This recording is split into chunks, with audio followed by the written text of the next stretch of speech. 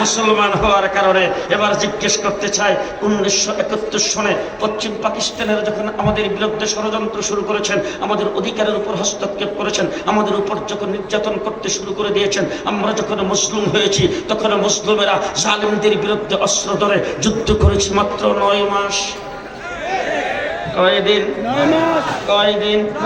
9 মাসে যুদ্ধ করে আমরা দেশ স্বাধীন করেছি। এবার আরেকটা প্রশ্নের জবাব দিবেন, কাশ্মীর স্বাধীনতা যুদ্ধ করে কয়দিন? 72 বছর। কাশ্মীর স্বাধীনতা যুদ্ধ করতেছে হিন্দুস্তানের অংশ, 72 বছর আজ পর্যন্ত স্বাধীনতা অর্জন করতে পারে নাই। আসামের দিকে